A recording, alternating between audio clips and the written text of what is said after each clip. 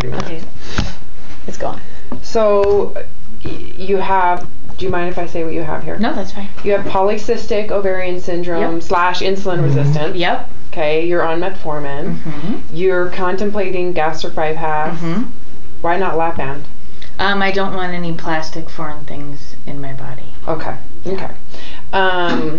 And so how did you hear about the hCG protocol? You know, yesterday I was just on the website kind of searching around because I'm basically contemplating, I'm going back and forth. I don't really think that gastric bypass would be the right decision, but I've struggled with weight for probably like 20 years. So I've kind of, I was surfing around and all of a sudden I saw it and I just started reading and I was like, oh my God, I got a call. It was one of those kind of like Oprah's aha moments, you know, where I was like, well, you kind of read, we do it very different. Right. Yeah. So and I was like, is that what stuck out, or was it the, I think it was that it's something different, that's something that the hormonal issue for me stuck out, and it just felt right to call. Okay. I guess so. Well, when you have those feelings. Yeah. And we'll see, after today's meeting and after you got to watch the video, did the video make you go? The video was really good. Really good.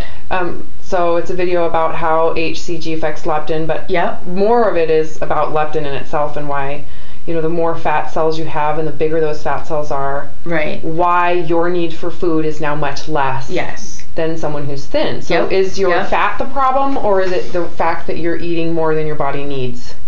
Well, does that make sense? It does. Because it's relative, because if you've been comparing your intake to what's normal, and you're eating less than normal, but it's still maybe less than what your body needs, or more than what your body needs. So you would have to reduce your food intake so drastically. And the fact that you have polycystic ovarian syndrome tells me right now you have humongous fat cells, because they are like, they're atomic bombs of leptin. And so same with the insulin, they're all linked to excessive amounts of leptin. So it's not the pancreas's fault, it's not your ovaries' fault, it's literally your fat secreting these hormones, which then releases this fuel, and it's an exponential growth, right? So anyhow, so there is some hope. Because we know that. That's why I got excited, and then I kept just reading a little bit more, and I was like, oh my gosh, I've got to go. Well, here's one thing. When were you diagnosed with polycystic ovarian? April of 2009. So how old were you? So that was like 30. 30. Okay. 31. Wow. Yeah. Do you like sugar? Do you eat a lot of sugar, or did you? I did earlier? Kind of before I, found out what was wrong. Can I give you a brief synopsis of how this is caused? Well, leptin is a hormone that comes from fat, and it's stimulated by other hormones, and other hormones are more powerful, but it's also stimulated by food. All food stimulates your fat to release leptin, in your mouth to release leptin in different areas of the body. And the most powerful food to stimulate leptin, so if you think of food, you need to think of it like potency. Like there's certain foods that are really weak, but there's certain foods that are really strong. Okay, so if you eat a gram of this food versus a gram of this food, you're going to get leptin with both, but one you're going to get much more than the other. Does that make sense? Okay. Sugar is the most powerful leptin stimulus. Let me take a guess. It's sugar. But also when you eat sugar, you also are inflicting stress on your blood sugar levels. Do you understand why your blood sugar levels have to be so finitely controlled? Yeah, because otherwise it's going to continuously spike. Well, in a very simple way of talking about just explaining, your brain only gets fuel from glucose, and the brain is protected from a blood-brain barrier, which makes it so that your other fuel sources can't get in to feed the brain. And the brain doesn't have its own fueling capabilities. It doesn't have mitochondria. Anyway, so I don't want to confuse you, but know this. Glucose in your blood is meant to fuel the brain. But the problem is that glucose is highly toxic. So if you have too much, you literally burn the brain. If you have too little, then the brain dies from lack of energy. So it has to be finitely controlled for the brain's capacity. So when you eat sugar, you have an organ, the pancreas, that's sole job is to make sure that your blood glucose doesn't get too high as a protection for the brain. Okay? So what happens when you're eating sugar is you're going to be, your pancreas is going to be forced to secrete insulin. That's what it's supposed to do. There's nothing wrong with that. It's supposed to do that. But if you overeat sugar, you're going to get a large amount of insulin to protect the brain. Also, a large amount of leptin relative to how many fat cells you have, right? So you have this increase in insulin and an increase in leptin, these two hormones. Those two hormones affect your ovaries uniquely.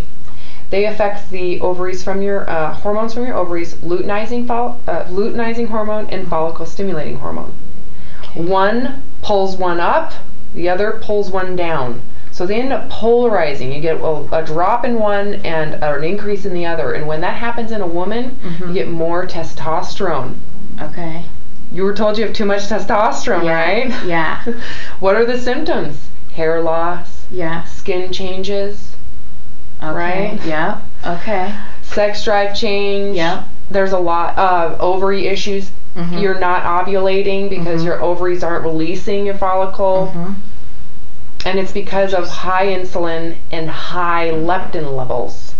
So the issue is that, first off, the sugar intake, that's why you're supposed to not eat any sugar, because that makes it so much worse. But the fact that you overstimulate leptin is one of the foundational problems. But it all starts with behavior. So yes, you have this issue, but the question we have to ask is, when you do eat, are you hungry? Sometimes. Okay, so you're not. I mean, you see what I'm saying? So like, you're probably eating breakfast because someone told you it was super important. I have to eat breakfast in the morning, then you need to eat a snack. And, and you're not hungry, and you're forcing, and it's causing more damage. Right, and I've spent thousands of dollars at a health club, and they're like, you should be eating 2,500 calories. Yeah, if you're thin, if you're tiny. And I was like, how, really? I didn't understand that. Yeah, well, the great news is that modern science is providing so much knowledge, and so that what you've experienced will make some sense, and what they're telling you, why it's not working. They don't understand. I myself am a personal trainer. I got a degree in exercise physiology. I understand where they're coming from and why they're saying that. And it's because they're outdated. And I was outdated too, until I went and found the information. This new science is not being taught, unfortunately. Which is a shame. Doctors don't know what leptin does. Most doctors think, oh, it does something with hunger. That's so 1994 when it was discovered. And so, there's so much. There's a solution for you, and it doesn't have to be surgery, and it doesn't have to be exercising for 2.5 hours a day. Okay, cool. But it requires some personal responsibility. It's your job to fix yourself. You have to trust that the body is not meant to have this issue, and if we can actually take this protocol as a way for you to heal, and you're totally going to have a period during this process, just so that you know. And it may be the longest period you have, because you've been so off. Nice, actually. You can totally get pregnant, which is even greater if you want to get pregnant. So that's another really hard thing for women with polycystic ovarian syndrome is, again, trying to get pregnant. So if you really, really want this to heal, you need to take this not as another stupid diet. This is your answer. And I think that's part of, when I saw the whole mind, body, everything, I need something that I'm not just plunked in another room with everybody else when maybe my situation's a little bit different. So someone can help me and say, here, I know your situation. You're not just supposed to, eat this many points or count this many calories. Never again. Never again. So that's why I think another thing that I was kind of like, this is something different, but it feels like it's fit for me.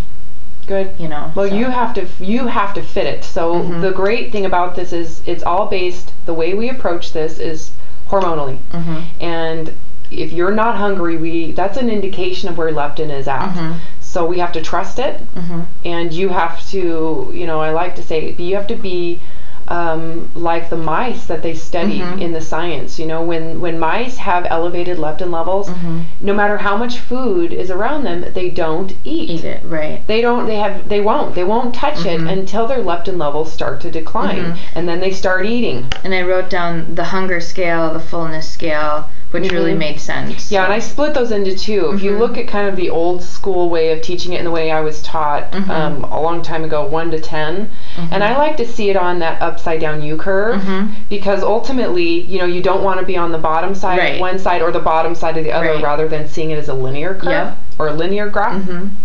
So anyhow, so we've got to keep you in that zone as if you're like a mouse. Right. You are going to live in our cage of gluttony. That's okay. It's not going away, and all the food is going to be at your fingertips. You know, if you think about gastric bypass or lap band procedure, that's a way to force you to eat less by surgery, put you in major risk to eat less. Have you ever considered, do you have a desire to eat less? Yeah, then I do. Why do you need surgery? You have to trust that that desire is so real that it doesn't matter if the world is crashing around you. Right. You're not going to eat to feel better about it. Right. See what I mean? Yeah. Yep. You're not going to be sitting in a corner eating because everybody else is gone. Right. It's just not worth it anymore. So you have to get to that point and where I think that's why kind of too I've been going back and forth, because I think deep down that I know that it's not the right thing to do for me. Well, you need to, if you are going to make that decision emotionally and intellectually, that you're done with that, make the choice. You don't have to do the surgery. It can be something that's intrinsically decided rather than externally forced. To do. You've got it. Yeah. Because even if you go through that surgery, if you don't have the intrinsic desire to eat less, you're totally going to gain your weight back, and you will force your stomach to grow, and you will gain a majority of your weight back. There's no doubt about it. So you might as well try this first. Yep, and that's why I'm here. I know, it's so exciting. It really is super exciting when I get so the insulin resistance caused from excessive leptin. PCOS caused from excessive leptin. I already know. How's your sleeping? Do you wake up super hungry in the middle of the night? No, not too much, but I don't sleep soundly. Okay, that should get better. That should get better. Are you eating when you don't sleep soundly? No, I don't eat. I don't like get up in the middle of the night and go eat something. Okay. I eat in the morning. You just rustle around in bed and get pissed and just angry. Then I go down to the couch and then I watch TV and, so it's like, oh my gosh. But okay. Yeah. And part of this too for you is I like to tell everybody, this is your do-over. You know, you learned. If you could go back to the body you had when you were a child, before you hit before you hit knowing what you know about your body hormonally, would you change the way you ate? Oh, absolutely. Yeah, absolutely. You wouldn't. It would. How? Let's get. So you know that. So when I look at like your snack habits, the candy bar, the hard candy, the crackers and cheese. Yeah. You know, those are things that right now, especially right now, because you have all of that leptin response and insulin response, it's just not worth it. Right. You know, I don't want you to judge them as bad. You know, that's the other part that I think is really harmful emotionally, is that when people emotionalize food, they take something that's not as healthy and they make themselves feel bad about it. You know, when I eat grilled cheese sandwich, can I just tell you how much I love grilled cheese sandwiches with real butter? I mean, they're freaking amazing. Okay, I don't feel bad. Right. Even though I know this isn't the best nutritional choice. Right. You know, I'm always listening to my body, and I'm smart enough to know that you need to make your diet well-rounded. Right. But what you need to understand is that right now you can't afford to go towards starches and sugars. Right. Not until you've fully healed your body and it's become so predictable. Can you reintroduce any of that again in your life? And see, that's where I think I need someone to kind of help me with that, because before it's always been, well, you do need to have some carbs and this carbs, and I need someone to kind of guide me and be like, here. Yep, that comes after the protocol. So strategically, let's start with the foundation of the problem. Eating without hunger. Okay, whether it's super healthy or it's not healthy at all. If you eat without hunger, your body is going to have hormonal ramifications. Okay? Yep. So that's the foundation. You know, a lot of times people misunderstand me when I'm like, you should be able to eat anything and still lose weight, as if I'm discrediting all the new science that goes to show how much crap is in the American diet. It really isn't even real food. I'm not arguing with that, but it's not the foundation of the problem. The foundation is the behavioral problem. And then once you fix the behavioral problem, then we can go into the next layer of work, which is now let's focus on foods that you know your body works well with, and foods that you know you need to stay away with. Does that make sense? Yep. So let's not even talk about that right now. Yep. So the next thing I want to make sure we go over is, you know, this protocol, as much as it's going to heal you physically, it is not going to heal you emotionally. That's your job. That is your personal responsibility. And so this is where, when I said, you know, you have to make the decision that you want to eat less, right, versus having to be forced to eat less. Right. That you can find that power that you have, rather than giving that power to a surgery. And I know I have that power. Well, you're about to be tested, you know, and it's not really a test if it's a desire that you have intrinsically, that it's just not worth it anymore, you know. Yeah. And that's the do-over I talk about. It's like, you know, why, let's make this kind of the an emotional fast. Yeah. It's a physical fast, that is for sure, but it's an emotional fast too, so that you can reboot yourself. Yeah. And learn from your past and not repeat the same thing. Yeah. That's what I need. Yeah. How much of your relationship with food emotionally was developed out of guilt? Meaning feeling bad about the food you put in your mouth? Oh, some of it was. Let me give you an example. You're following, and this usually stems from when people start to diet. This is usually when this starts to occur, and I call it diet disorder. When the food that you put in your mouth, we grade it on a scale of heaven or hell. And if you start eating the foods that someone told you was full of hell, the bad food, then you feel like you've sinned and you've done something wrong. And there's guilt associated to it. So now you're guilt-ridden by having a bite of the bad food. So you might as well eat the whole thing. Whole thing, exactly. Because there's guilt no matter what. And who wants to feel guilt? So let's just not worry about guilt. Let go of all restraint. So there's no order. Eat everything you can in preparation. That is what I mean by how much of these decisions do you go, well, screw it. There's guilt. Start tomorrow. I might as well. Yep. Yeah, I've definitely done that. Okay. And a lot of I think my other eating comes from stress or guilt in another way, shape or form, or, you know, not being able to maybe handle things or accept things the way that I should.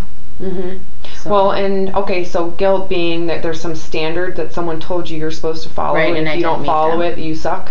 Yeah. You understand intellectually that's bullshit. Right. I have gotten there now. Okay, good. And that's where I think that I'm kind of ready for this, because I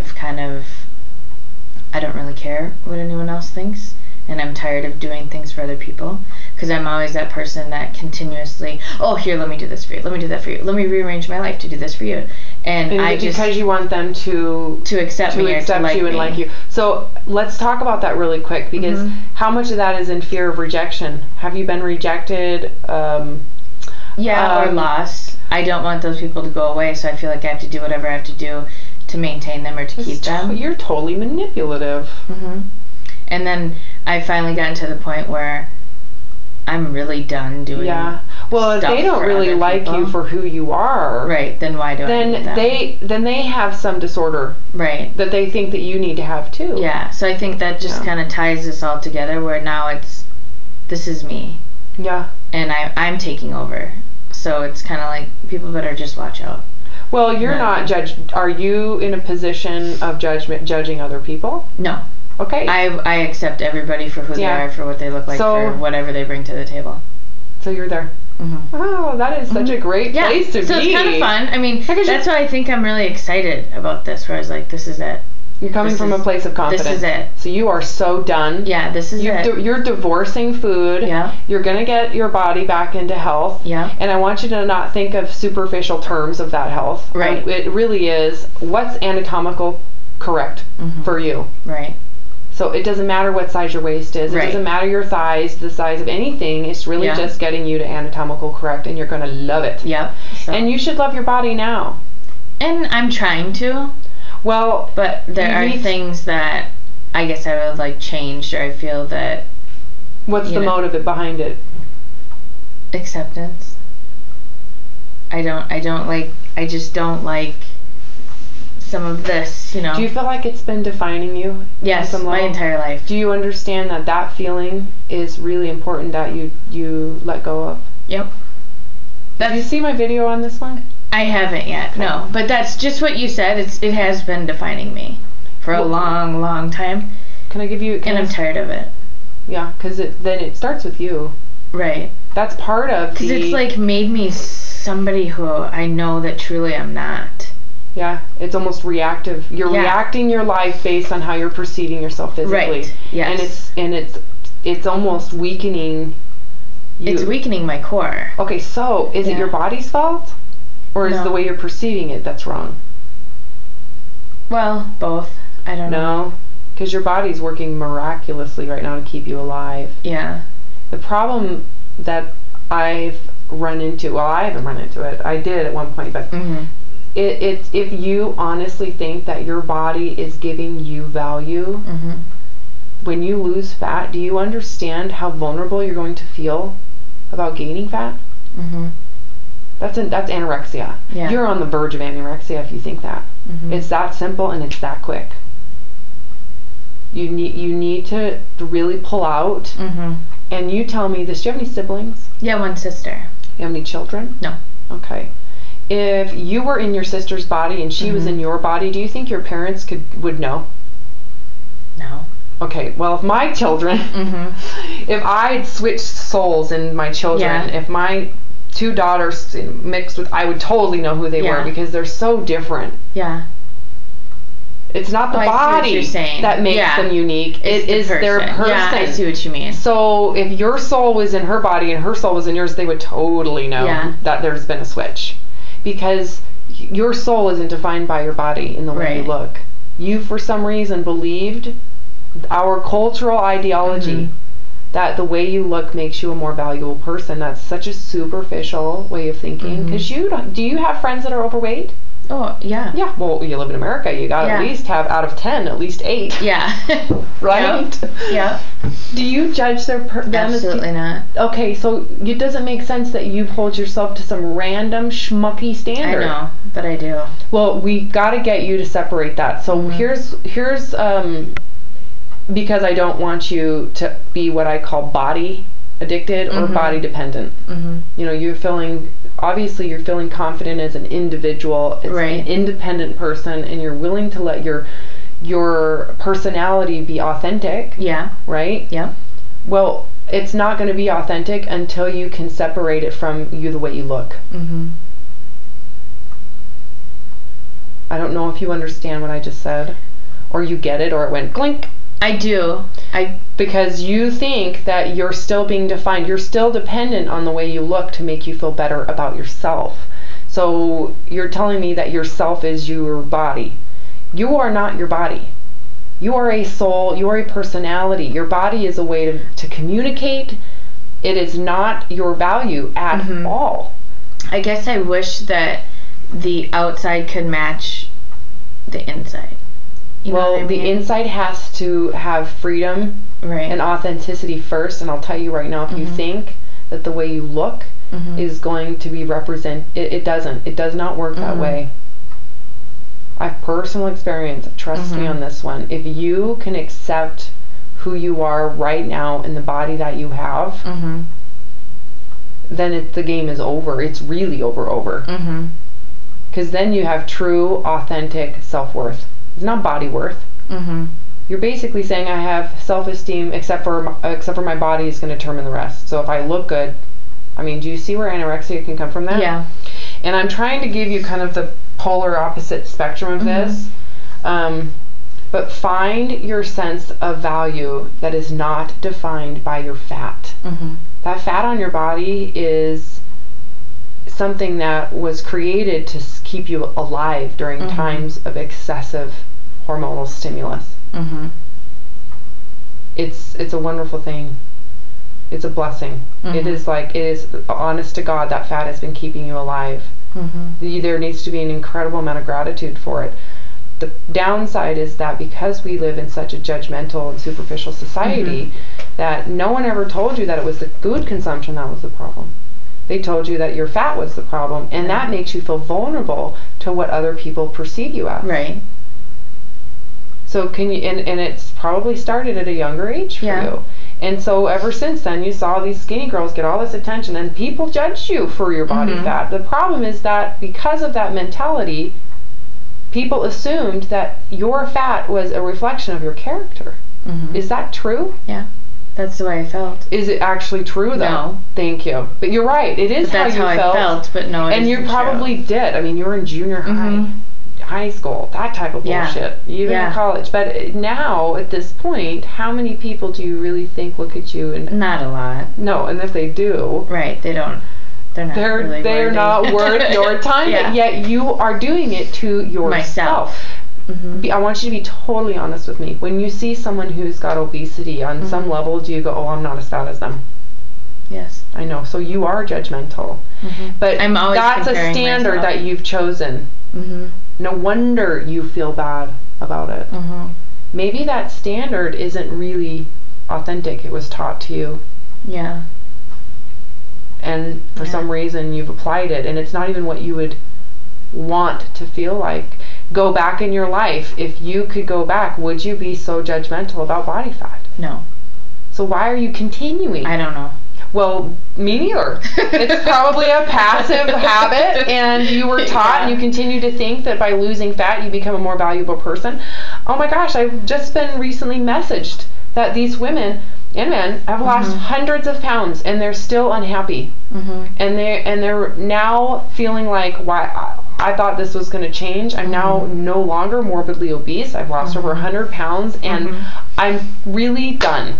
I'm over it. And they're about to go sabotage to gain a bunch of weight back because they you know what they realized? Losing all that fat did nothing to what really was the problem. They thought it was going to make them a happier person and to perceive themselves as better people, and it didn't work out the way they thought. And I'm telling you right now, it doesn't work the way you think it's going to, if that's what your motive is. So if we can get you to, don't expect to lose a damn thing. Don't expect it. Okay? Would you eat less? Yeah. Okay. So how would you find self-worth in the body you have existing today? Because I know that I'm, even if I didn't lose any weight, now that I would know what my body's doing, I wouldn't harm it as much, so I wouldn't eat as much. How can you find acceptance and love your body as it is today? Because if you can do that right now, imagine what it'll feel like when you actually do lose the fat. It won't be a matter of when you lose the fat, then you'll be happy. It's a matter of, it just is a miracle. It's a miracle today, and it will be a miracle in 40 pounds from now. Right. You need to find that today. Don't wait. Don't think it shows up, because ultimately you are the creator of this perspective. And if you can change that perspective with the body you have today, which would be a challenge. Right. Wouldn't you think that was more profound today than it would be when you've lost the weight? Yes. So that is the challenge. Can you find love and acceptance in the body you have today, and accept the fact that your body didn't do anything wrong? It hasn't malfunctioned. Right. The malfunction was your perception, and how much of your eating was created because you felt guilty about your body and shame about it. Yeah. Yeah. And that's been a lot. Yeah. So it's not going to work. Trust me on this one. So if you can sit and have some time with yourself to focus on that, like, don't expect to lose fat during this. Right. That's one of the no-duh things that's going to happen. Yeah. We don't even need to monitor it. It's going to go down, and it's incredible. So find love and peace with the body today. It's over. There's no more battling. Right. You don't have a weight problem. You had an eating problem. Yeah. And make peace with the body. Yeah. You've been the narcissist. I say this a lot. Agreed. Your body is the passive. Yeah. You're the aggressive. And I agree. Okay, you understand that. I will take so that's what I'm saying. For that. You know what I mean? It's Yeah. like you kind of have to let go of that control of the body and accept it. Yeah. And that's the other part that is so important through this process, that you let go of control. And I have some control issues. Well, you think kind so? Of a control freak. So what do you think, the pendulum swing from excessive eating to dieting is all control on both sides. Okay? So if we pull monitoring weight out of this whole situation, what happens to your control? It kind of goes away. Yep, and you've got to be okay with that. I think I need that in a lot of different aspects of my life. So I think that, like you say, the do-over, it's kind of needed. And it's kind of now, because if it doesn't happen now, things are going to get really out of control. Well, and that's a choice that you are making. The protocol is not going to do it for you. It's a psychological choice, not a physical choice. Do you understand that? So I think for you, you want the end result needs to come from a place of unconditional love. Unconditional, meaning you love yourself unconditionally. That you know what that means? Yeah. There's no control. Right.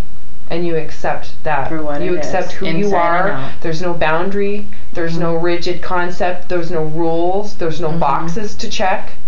That it's super dynamic. The only thing that is consistent is your ability to adapt.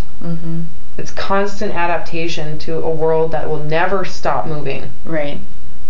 So if you feel like, do you understand, have you noticed that the idea of control is never going to work? Right. By the way, a very good book that you all need to read is called Power versus Force. Power versus Force. It opens your mind. It's a very difficult read, but it is one of those books that I have on my shelf, thanks to a really good friend. But Power versus Force. Force will never work. It will never work. It diminishes. Diminish. Power, on the other hand, is ever expanding and it never stops. Anyhow, this book is quite incredible. So you really need to let go of control and accept the outcome. That's kind of like, there's the vulnerability in front of people when you actually say, they're going to know who I am. And if they don't like it, that's okay. I don't need their love and acceptance because it's not their job to make you feel better about yourself. Right. Whose job is it? Mine. That's what self-worth is. And that needs to come from you to yourself first. So if you're judging your body, it's not even occurring yet. Yeah. Have I beat that to a pulp yet? Do you get it? I got it. Okay. So I'm going to turn this off. Okay. Are you excited? Yeah. I am so excited for you. This is just a trip. Yeah, it is a trip. So no expectations physically. Just don't even go there. Right. Just know that you're going to learn to eat less because you want to. Right. And that right there will end your need for medication. Yeah. It'll end your need for some random surgery that's increasing your risk of death by so much. Right. So thank you so much for sharing.